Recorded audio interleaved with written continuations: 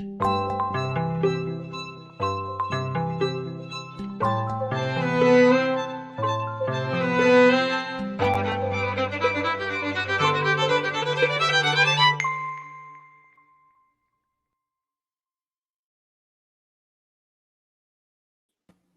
morning, everybody.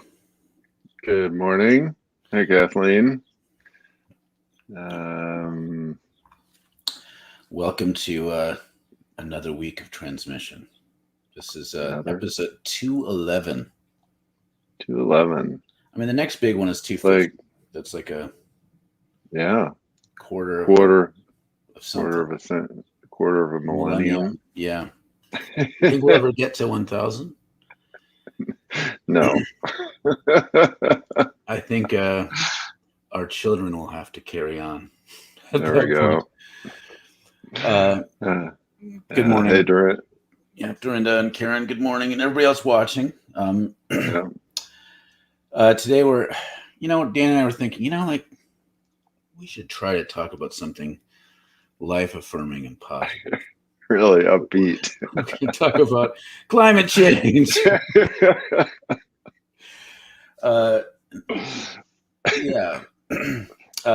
Before we talk about everyone's favorite topic, and this is the thing, this is like the big, there are all sorts of crappy things in the world, but I think this one feels the most overwhelming to a lot of people because it's so, it's global in scope. It's the whole planet. And it seems like it's harder to reverse than a lot of other problems, where the problem is a lack of will. But here there's a lack of will, plus there's, undoable damage. I mean, I guess in a way, all injustice has a little bit of that quality. Like we know that oppression and trauma can kind of be passed on genetically, but this is like a big one. This is a big one. But we have to start talking about it because our nation is baking, and we have to start thinking about, like, what is it that causes us to shut down? What do we do about this? But before we dive into this fun topic, we should introduce ourselves. I'm Mark Van Steenhoek. I direct the Center for Prophetic Imagination. And I'm Daniel Wolpert. I direct MICA, the Minnesota Institute of Contemplation and Healing. And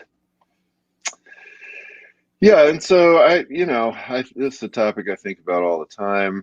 I've been thinking about for decades. That's sort of the main focus of my latest book.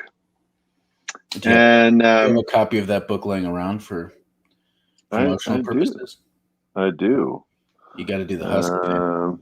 Got to do the hustle. Okay. If the world's going to die anyways, you might as well make a little bit of money. Yeah. Creation's wisdom. Spiritual practice and climate change. Yeah. And,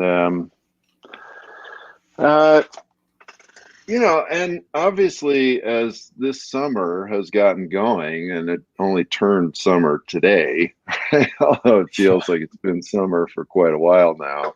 Mm-hmm. And half of the United States is in severe drought conditions. Minnesota is sort of right on the edge of that. They can't definitely fireworks.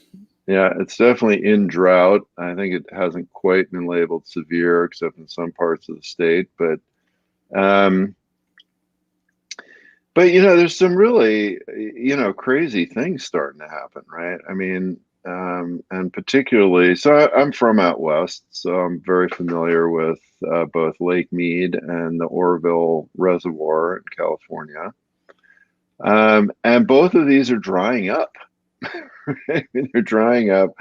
And the thing is that between those two reservoirs, both in terms of water, in terms of electricity, like 25 million people depend on those in one way or another.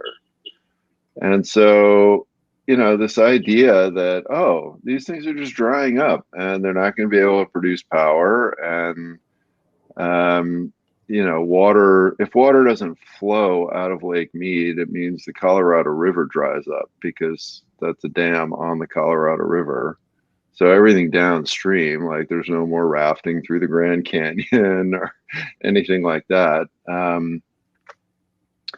And it's so hot that and we were sort of laughing about this. This is, really sort of horrible humor, but I mean, it's so hot in Arizona now that people are talking about the fact that if you have any exposed skin on the sidewalk, you get burned. You get these third-degree burns, and so like if you fall over on the sidewalk, you just start getting burned all over. It's like, Uh, it's darkly humorous, but like the idea of like you're trying to push yourself up with and you're just getting burned more and more is horrible. yeah, it's horrible. But it's kind of it's so absurd that there's a Yeah. dark humor to it. Yeah, so these things are going on right in front of us, and yet at the same time, there is this very strange to me anyway, phenomenon of the vast majority of people sort of trying to continue on as if everything is just normal. Or this weird belief that somehow we'll just get through it. It's kind of like this sort of like it's like a grandparent who's been through the depression kind of thing. Like, well, we've been through hard things before. We can get through anything. Like that kind of mentality, which doesn't really work. And kind of the weird way that we were talking before, like nothing embodies the naive and dangerous, stupidly optimistic way that people are approaching this. Like the current billionaire race to go into space. Like, Yes. we used to have remember back in the good old days of the Cold War when it was like Sputnik, they were the first satellite in space and the United States had to catch up. Yeah. And it was like, well, at least it was two nations competing. Now there's like billionaires are fighting, like Bezos, Elon Musk, Right. some Russian guy, I can't remember his name. And then who's that British guy who runs Virgin? Oh yeah. Richard Branson or whatever. Like these Right. guys are all Yeah. trying to go into space.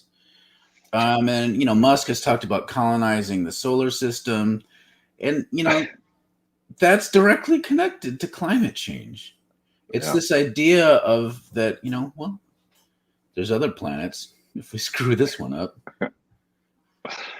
Yeah, which yeah, and then there's also, the movie Elysium, right? Mhm. Where basically the rich people live in a ring up in the sky, and we don't have to worry about criticizing the police force because they're all robots that will just, crush your head if you say the wrong thing to them. That's why we need Matt Damon to save us all. I think That's Matt right. Damon, I love the fact that we live in a world where Matt Damon is an action star. Because let's just be honest. If there's a Hollywood actor that's just kind of like a regular looking person, Matt Damon is kind of he's handsome, but he's like regular guy handsome. And he hasn't got this chiseled physique. So maybe if we can live in a world where Matt Damon can be an action star, maybe we can beat climate change. Maybe we have Anything's hope. possible. All right, we got some comments coming in, which is great. Series writes, climate change, nothing brings up our own collective shit than that. I mean, it's definitely up there. Yeah. Ellen writes, I've got family who live in Oroville. The difference between 2002 and 2021 in the reservoir is striking. Yeah, it is striking. It's like, yeah, I mean, some of these pictures are just unbelievable. I mean, they really are. They're just unreal. What's going on out there? Kathleen writes, they've been telling us in Missouri not to walk our dogs on the street because the asphalt is hot enough to burn their paws. We have been setting record high temps for June. Right. I mean, yeah, which again, when you think about it, so like think about, right, people have dogs. You got to walk your dog. Like, so suddenly it's too hot to walk your dog. So what are you supposed to do? Like, just let your dog take a dump in the house? I mean, what if you don't have a backyard? What if you don't have a house? What if you live in an apartment? It's like, okay, well, now we got to kill all the dogs because we can't walk them because it's too hot outside. No, Yeah, this is where capitalism steps in, Dan, because I bet you there's going to be this new market for yeah, pet tread, doggy pet treadmills. treadmills. Okay, that's the expensive version. I was thinking like little fireproof doggy boots. You've got to buy Yeah, those. yours is probably more cost effective, but mine is more Yeah, for the elite market. yeah, exactly. uh, yeah. Yeah, Gus writes, maybe a interesting. few of them will go into space and not come back. I mean, this is it gets, this is, we're going to talk more about the psychology of this as the series goes on, but I will say this. It's interesting. Like, so there's this petition for Jeff Bezos not coming back.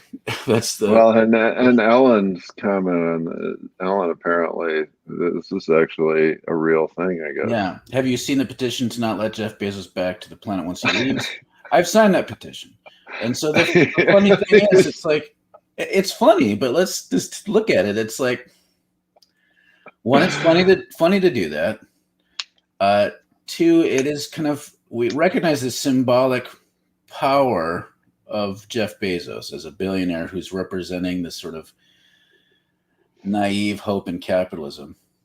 And it's the point where, like, yes, it's funny. I've signed it too, but really, what a powerless and kind of impotent act that is. Like, we're in a stage where Yeah, we do more and more of these impotent acts that can't really challenge anything, that have symbolic power, because at a certain point you can only just laugh and cry at the same time.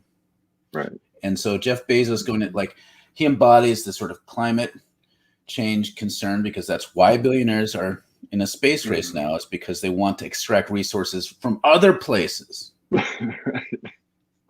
Well, Right? or to have a place to escape to. I Yeah. mean, I feel like, they're not admitting that, but I'm completely convinced that that's part of this, right? I mean, once going to your island is not viable because like the sea level has risen and your island is now underwater, you got to have someplace else to go if you're a billionaire. And so space is the logical place. And yeah, and there's all this focus on different planets and different things, but the idea of this orbiting ecosystem where you can just escape to, this is to me not an unrealistic conversation that I would not be at all surprised that these people are having. Mm. Yep. And and there's a reason I think they're not doing just space station stuff. Like, because if I were a rich guy, I wouldn't want to be dependent on the Earth for my resources, because a strike could kill me. That's why they're going to, like, talking about mining water from asteroids is something that there's active conversations about. Or like, yay, there's maybe there's like oceans of frozen water underneath the surface of Mars. Like, and they get excited about that because if there's water there and you can create some sort of biome, then you can do all the stuff from there. Set up shop. You know, that's kind of cool from a science fiction level, but it's just this recognition, like, somehow at some point you'd think it'd be more cost effective to fix this planet that already has life than try to figure out how to populate another planet. Mm-hmm. So this hedging of bets is kind of terrifying to me. Yeah. Well, and it is. I think to me what's interesting about this, and I've always felt this way about, these super progressy things that we want to put billions of dollars into, as opposed to like first making sure that everybody has a home and healthcare and food. I think that it really shows something about the mindset that it is less interesting to these people to engage in care than it is to go into outer space and build a space station, right? And I was just reading this article about Amazon the other day where it said that one of the things is that Bezos thinks that people are fundamentally lazy and want to take advantage of him. And that's why he regulates them in their factories, right? And so, he clearly has this incredibly negative, sort of horrible view of people, which is one of the things then that, I'm sure consciously or unconsciously just justifies exploitation. And, why would you want to set up systems of care for people if you just believe they're lazy and they're going to take advantage of you?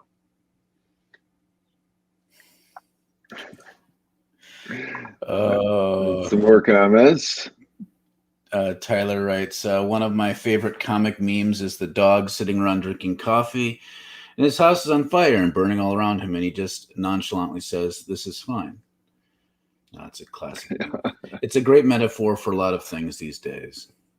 Mm-hmm. Yeah, unfortunately, yes. Ceres writes, how do we deal with the denialism in our communities in one hand? How do we also deal with the fact that a lot of mainstream environment movement is dominated by middle class, ableist, low-key, eco-fascist white folks, which is not the people you want to lead the climate change movement?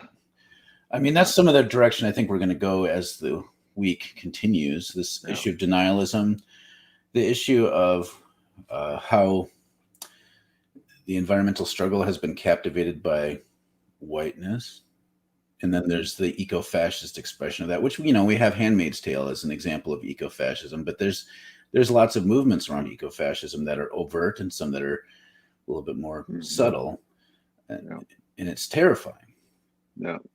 And the thing, Tyler, that you bring up with that meme and that we're kind of talking about, I mean, this is a very age-old kind of struggle and issue, right? So if you look at the biblical prophetic tradition, and the way that this is shown most clearly is in Jeremiah. So in that prophetic tradition, you often have two types of prophets. Again, if prophets are people who are assessing what's going on and perhaps making some future predictions, but more just looking at the reality of what's happening, right? So you have the positive prophets who basically, are like the dog in the in the meme. We're just like, everything's fine. You guys are doing a good job. The king's doing a good job. Everybody's, everything's kind of going okay. God's very happy with what you're doing. And then you've got the other prophets who, not coincidentally, are the ones whose books actually end up in the Bible, who are basically the ones saying, no, things are not okay. Like, things are completely screwed up and you guys are going to get wiped out. And so in Jeremiah, there's actually this battle between these two prophets. So you've got Jeremiah, and you've got Baruch, who's the positive prophet, and they're, going back and forth, sort of arguing in front of the king. And of course, Jeremiah is the one that is correct. But, I think that this just reflects this, and it's not just two sides of humanity, but it really is this issue of, do we want to look at things as they really are? Or do we want to look at things in a way that just makes us feel better? And I think that that's an enormous part of what's happening with this climate crisis, because there is this incredible desire and this thing that we're seeing of millions, if not billions, of people looking at this and basically going like, well, yeah, things are kind of weird. Some bad things are happening, but it's basically okay. We don't have to change. Mm-hmm. Gus writes, we should mention, this is a whole other thing, the way we've been told that the consumer is responsible for climate change. It's absolutely depressing, disempowering that I can change light bulbs as if that's on the same scale as society moving from fossil fuels, etc. It's amazing to me, like, how this works, because if anytime I point this sort of thing out, people get upset because we feel so impotent about it that we latch on to these symbolic gestures of recycling, composting light bulbs, which I do those things. Like I'm not like dumping oil on my lawn because I don't care. Like I care so much that I recognize we need systemic change. And but the issue is the people who have power in the system have been pushing the sense of responsibility to people who have less power in the system. So then, and this is for everything. So like now we have, if you talk about the inavailability of accessible food, healthy food for people as a systemic problem, people will start getting upset and saying, no, it's fatty needs to figure out how to eat better. Like that's what they want to shift the responsibility of the individual. Same with recycling, pollution, climate change, every issue. Like this is what our society does par excellence, is shift the responsibility to the individual. There's all kinds of studies on this. And this is a great example of that. Like you could, every regular individual consumer could change their habits and we would probably still have these problems, because this is more than just the sum total of individual consumer choices. It's the system providing these things, and we're acting as though we can actually choose something other than this. It's a big complicated issue when it comes to, and this is a system. Well, yeah, but I think the other piece to that, Mark, though, is that, and this to me is really where this issue should be very clear and obvious to people. Like there are choices that are not available. That's right. Right. So when you say the consumer could change, no, I mean, you cannot buy a car that gets 100 miles to the gallon. You cannot buy that. So you can't make that choice. Right. And so, I think that to me is really the place where this all gets hidden, is you pretend, oh, well, the consumer could make all these great different choices. But the real important choices are actually not available. Like in America, you can't function really well on public transportation. You don't have that choice. Like, so we have a retreat center in Northwest Minnesota. I can't take the train there. Like I would like to be able to take the train there. You can't even take the train to like within striking distance of there. Well, you can take it to Grand Forks, North Dakota, which is within striking distance, but the train service is so bad that it's regularly 6 to 10 hours late. You can't rely on it. It's horrible. It leaves at like 2:00 in the morning. I mean, it's completely unworkable, right? You can barely even take a bus there, right? Like there's only this weird local bus that takes 11 hours to get from Minneapolis to Crookston. I mean, it's just not workable. So the system blocks us from making choices that would be beneficial. And the example that I bring up all the time, because I was alive then. So the first oil crisis was in 1972. And at that point, there were, a small number of folks who were advocating for all of these systemic changes. Let's invest in really efficient cars. Let's get into alternative energies. Let's do, there's a whole slate of things, systemic things. Let's require that in 10, 15 years, we have cars that get 50, 60 miles to the gallon. All of that stuff was rejected, right? Now, if we had done all those things, we would be in a completely different place right now, right?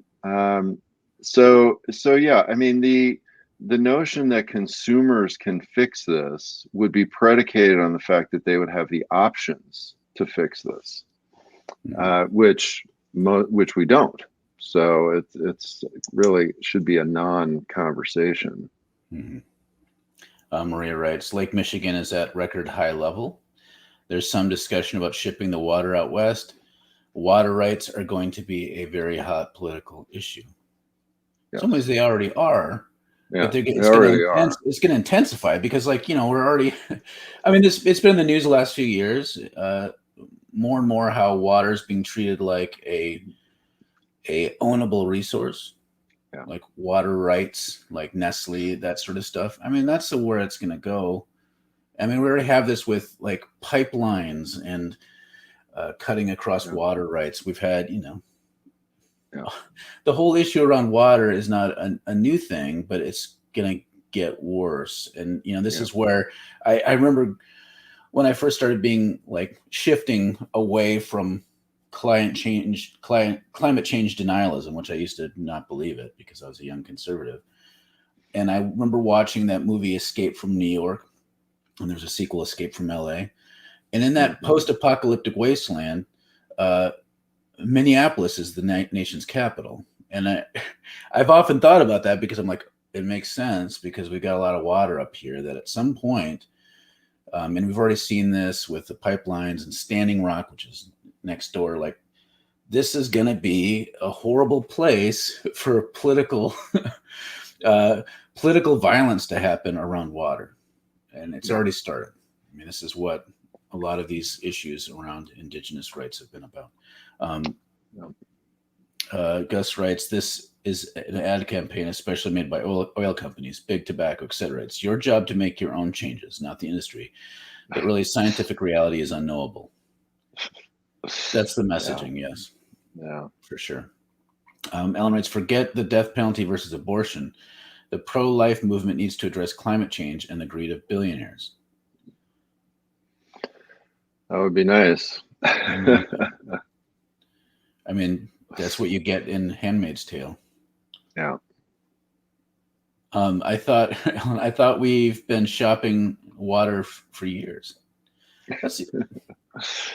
Yeah, I mean the issue of controlling water is a major one and a major part of this, and because not the least of which is obviously as things warm up, water evaporates more quickly, right? And so one of the things about Lake Mead, for example, is that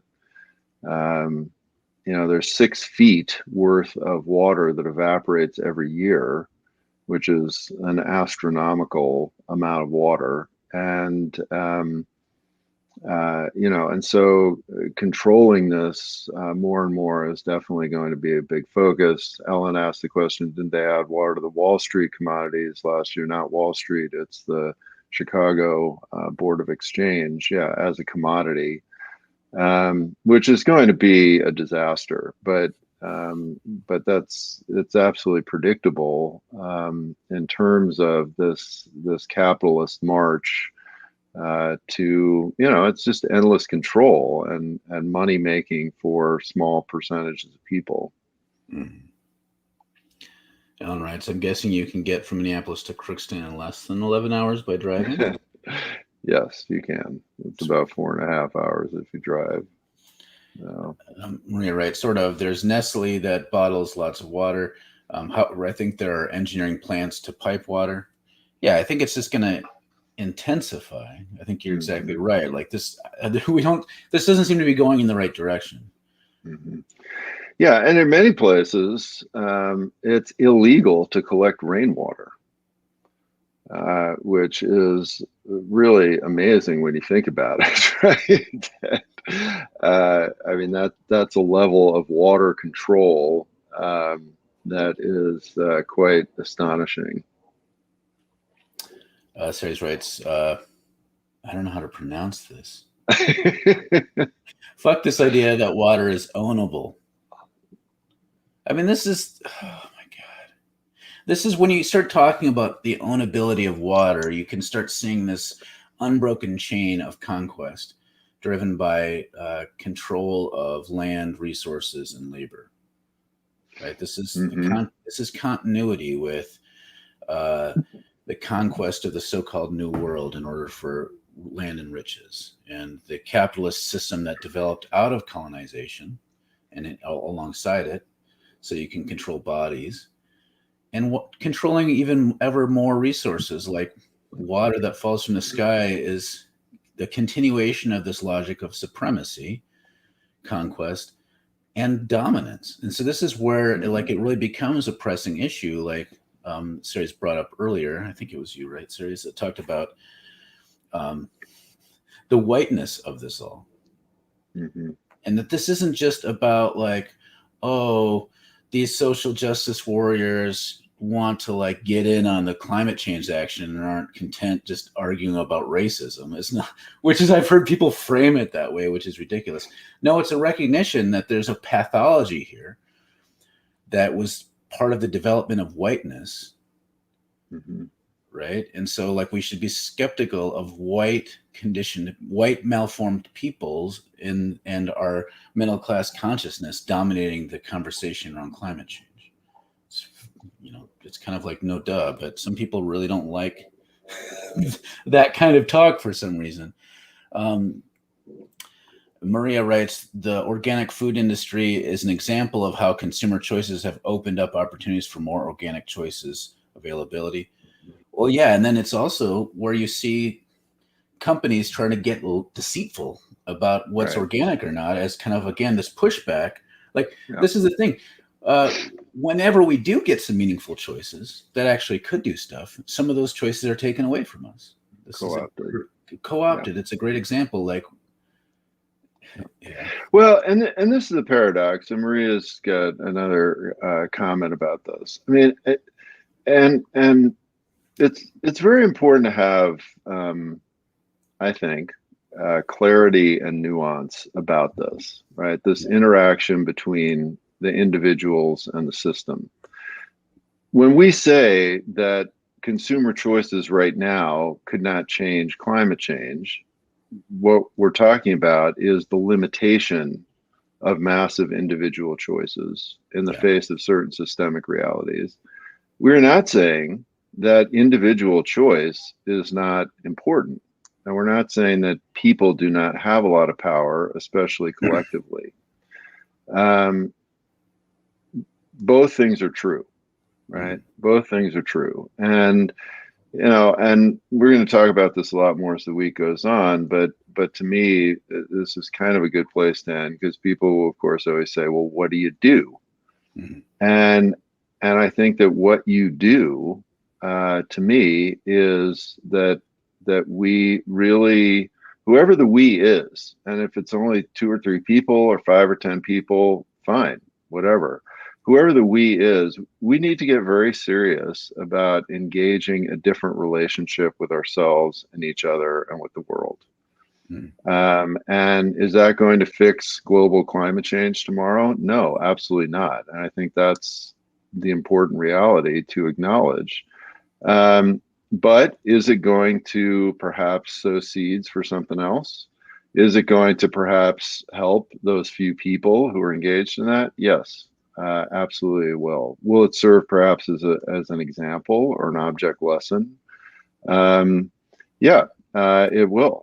And so we do both. We recognize the powerlessness of the moment, and we also embrace the power that we do have. And this comment from Maria, I think it kind of gets at that. Like, I disagree with that personal choices don't have power against the system. It is the grassroots power of people willing to sacrifice convenience to live according to their values that changes systems.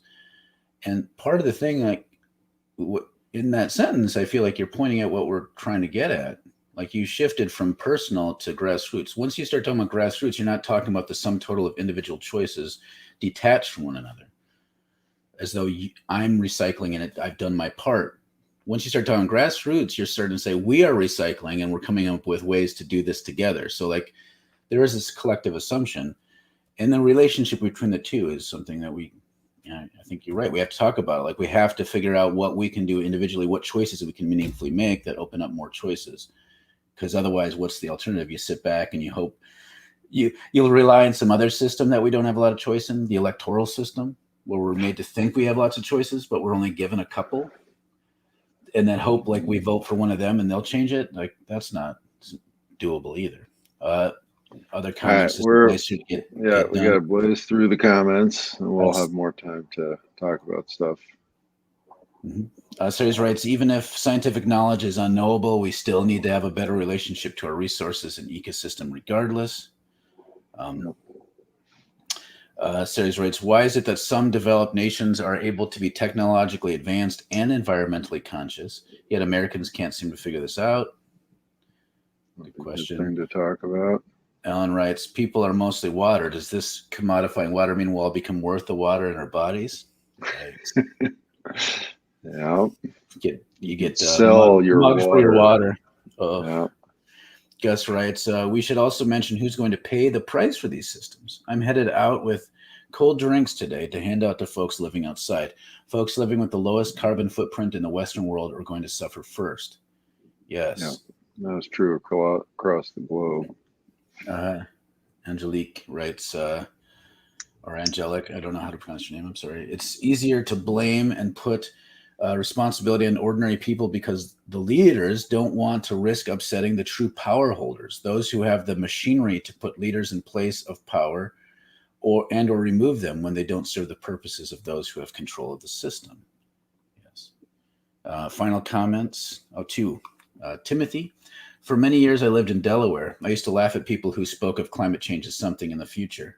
We were losing beach area and marshland every year to rising sea levels, and flood zones were constantly being updated from 100 year to 50 year and 50 year to 25 year, etc. For the sea level states like Delaware, climate change is now. Well, not even just sea level states. Like, so Minnesota, we're in the middle of the continent, and we can see, like we've talked about this all the time, like you can grow corn further north than ever before. The moose population is being decimated. Like whole sections of the state, the lakes are considered unsafe for swimming. This is all part of the whole system. And then, of course, we're having droughts. These sorts of migration patterns are going to shift. Disease ranges are going to shift. It's just, Gus writes, folks outside of the West are going to get it even worse. Small island nations in the Pacific are screwed. Yep. Yay, good point to end on. Good point to end on. Positive talk. All right. Well, thanks everybody for hanging in there with us. As we've said, we're going to be reflecting on this all week. There's lots to look at. And yeah, we'll see you later. If there's a world Wednesday, we'll see you then. Bye.